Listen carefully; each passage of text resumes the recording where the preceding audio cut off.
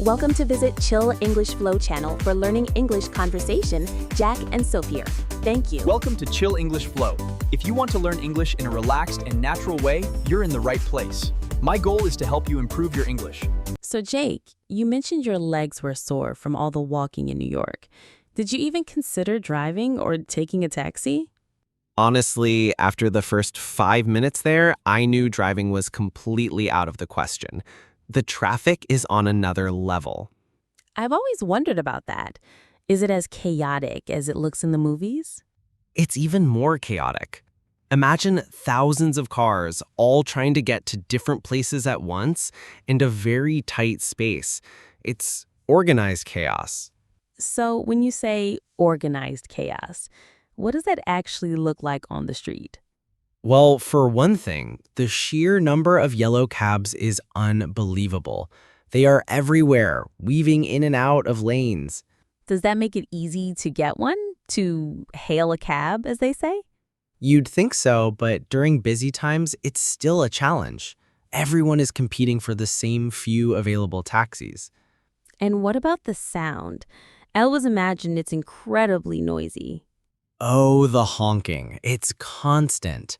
It's like the official language of New York drivers. It's not always angry. Sometimes it's just a quick, hey, I'm here. So a car horn is a form of communication there. Exactly. It can mean the light is green, let's go, or don't cut me off. You learn to tune it out after a while. What's rush hour like? It must be a complete standstill. Rush hour is intense. We call it gridlock when nothing can move.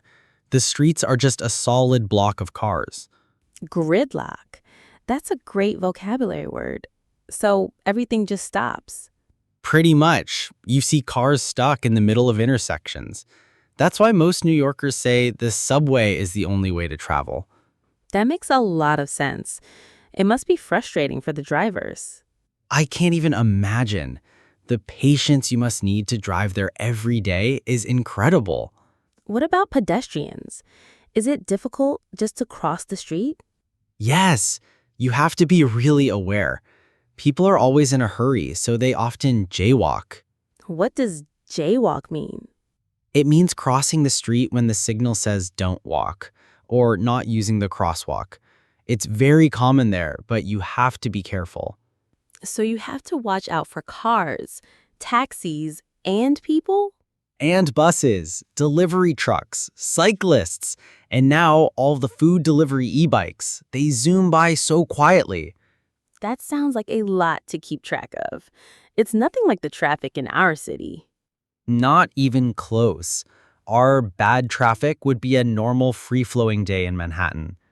Did you see any traffic jams on the famous bridges, like the Brooklyn Bridge? Absolutely.